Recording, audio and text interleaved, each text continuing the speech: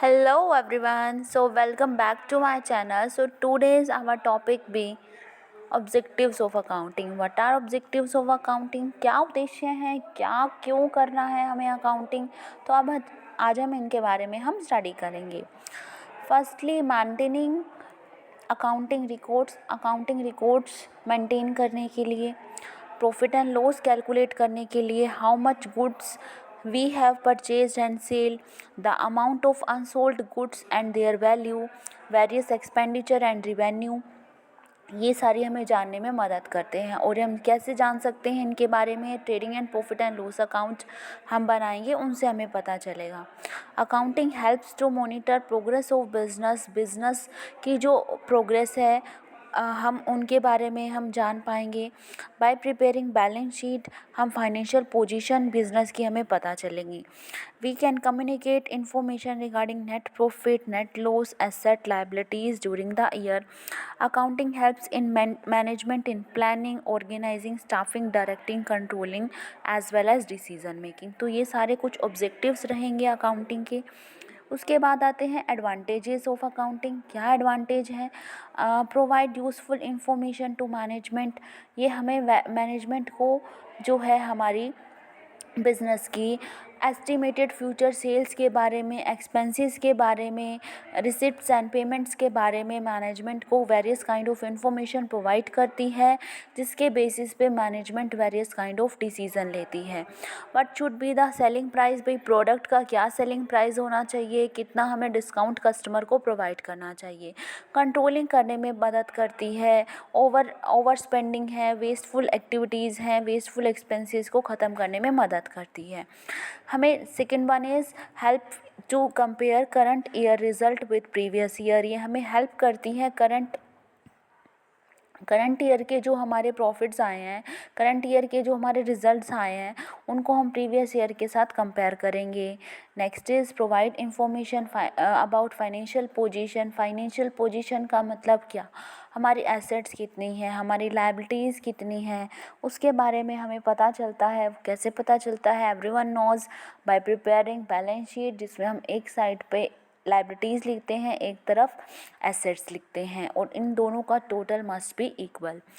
Then helps in keeping systematic and complete record of business transaction. ये हमें help करता है सिस्टमेटिक और complete record of business transaction according to specified principles and rule which is accepted as evidences.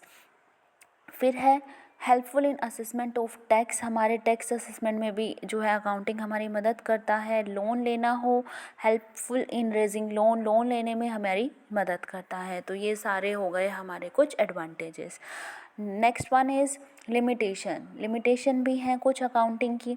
It is historical. इसमें past data को record किया जाता है, जो कि हम फ्यूचर में देखो, जो चीज़ें पास्ट में हो चुकी हैं, हमारा ईयर कंप्लीट हो चुका है. फॉर एग्ज़ाम्पल हम लिखते हैं कि हम रिकॉर्ड्स बना रहे हैं 2024-25 के, अब वो ईयर कंप्लीट हो गया है, हम वो 24-25 के हम जो है रिकॉर्ड्स बनाएंगे, हम बनाएंगे 31 मार्च 2025 को. अब 2025 के बाद जो होने वाला है वो future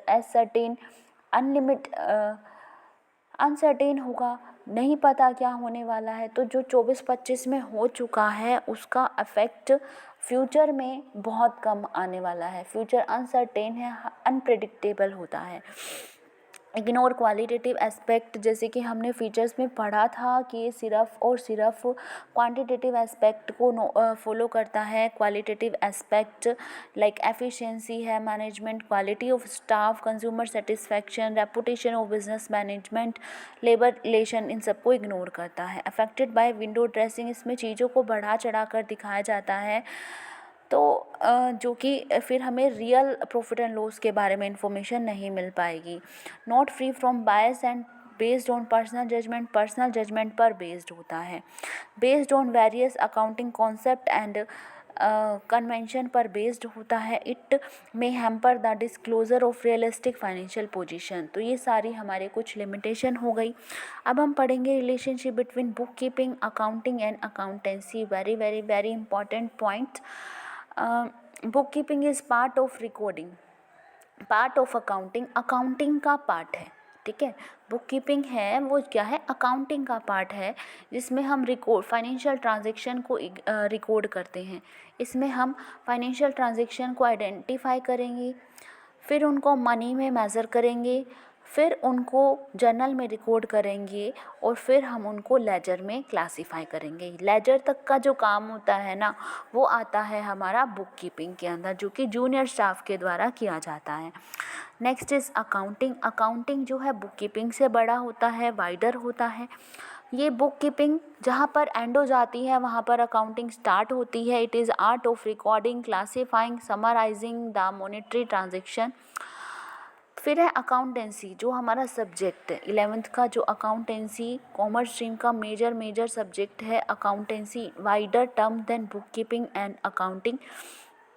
accounting tells us how to prepare books of accounts, किस तरीके से अकाउंट्स हमें बनाने हैं, किस तरीके से हम अकाउंटिंग इन्फॉर्मेशन को समराइज़ करेंगे, कम्युनिकेट करेंगे results to the interested parties.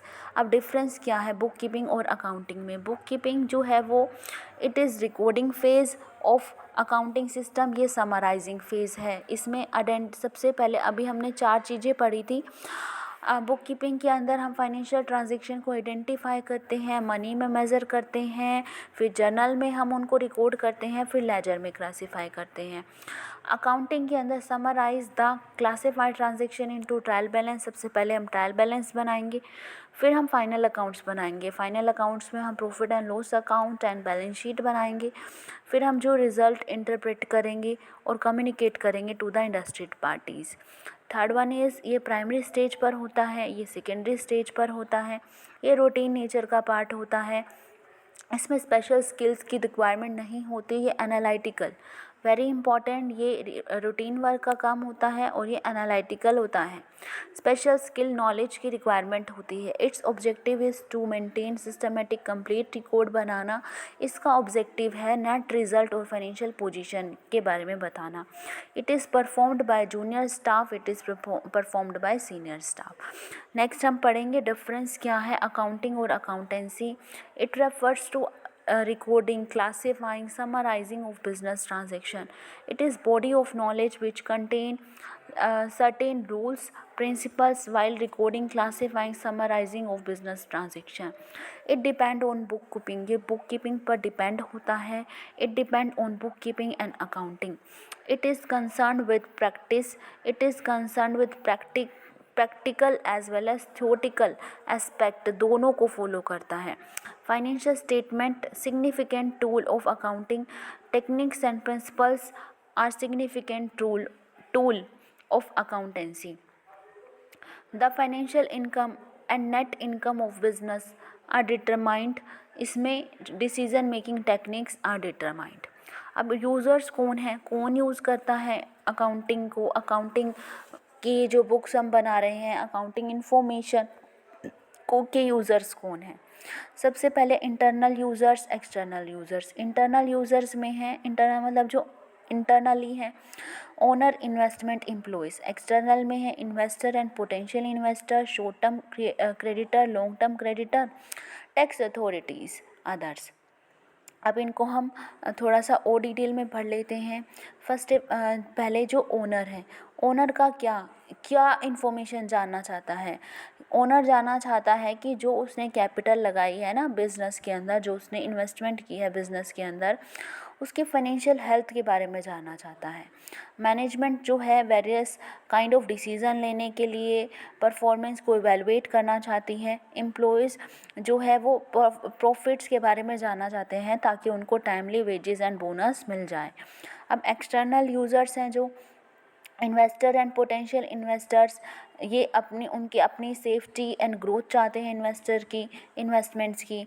Short term creditors जो चाहते हैं कि उनके जो डेट्स हैं वो टाइमली क्लियर हो जाएं।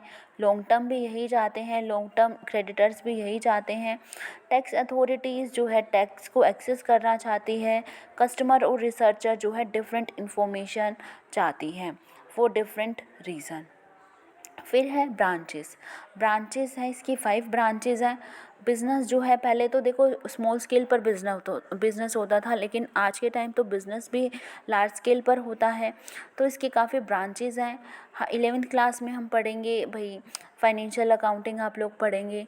फिर आप आगे जाकर है कॉस्ट अकाउंटिंग है, मैनेजमेंट अकाउंटिंग है, आप जो है बीकॉम में आते हैं, वेरियस यूजी कोर्सेज में आते हैं, टैक्स अकाउंटिंग भी आता है, सोशल रिस्पॉन्सिबिलिटी अकाउंटिंग आपका जो है पीजी कोर्सेज में आता है। चलिए अब हम पढ़ते हैं financial accounting. The main M of इसका देखो मेन एम क्या होता है, प्रॉफिट एंड लॉस को कैलकुलेट करना होता है, फाइनेंशियल पोजीशन के बारे में पता लगाना होता है।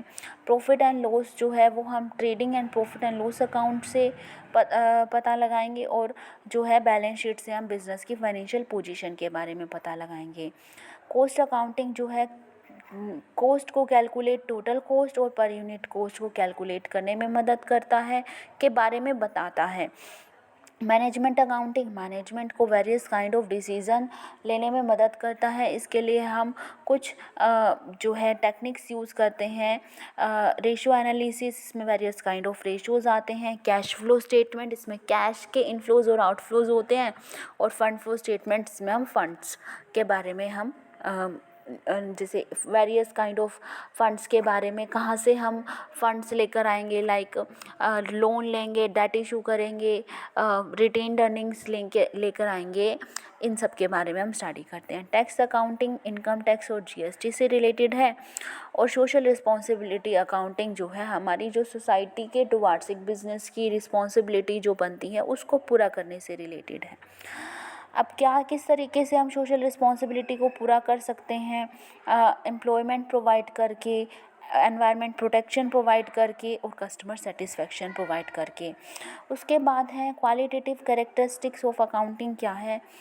Qualitative characteristics of accounting information, reliable जो हमारे को अकाउंटिंग इन्फॉर्मेशन है ना, जो हम बुक्स में रिकॉर्ड कर रहे हैं, क्या उसके फीचर्स होने चाहिए, रिलायबिलिटी होनी चाहिए। It means that information must be based on facts, must be verified through source document, must be free from errors, relevant होनी चाहिए, ज़रूरी होनी चाहिए, टाइमली अवेलेबल हो जानी चाहिए, must influence the decision of users by helping them to form prediction about the result, about the outcomes. ठीक है, रेलिवेंट होनी चाहिए, अंडरस्टैंडेबल, समझ में आए, जो भी अकाउंट्स के मतलब जो भी हमारे जो है हमारी जो बुक्स को पढ़ रहा है, बुक्स जिनके साथ जो यूज़र्स हैं बेसिकली, उनको जो है इस तरीके से हमें प्रेजेंट करना है तो कि वो उसको समझ सके। कंपेरेबल होने चाहिए।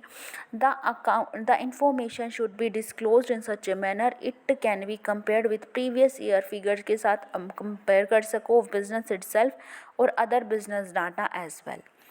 तो ये हमारा फर्स्ट चैप्टर हमारा यहाँ तक कंप्लीट हो चुका है। नेक्स्ट वीडियो में हम सेकंड चैप्टर पढ़ेंगे। तो आप अपने एग्ज़ाम की तैयारी अच्छे से करते रहिए। Thanks for watching.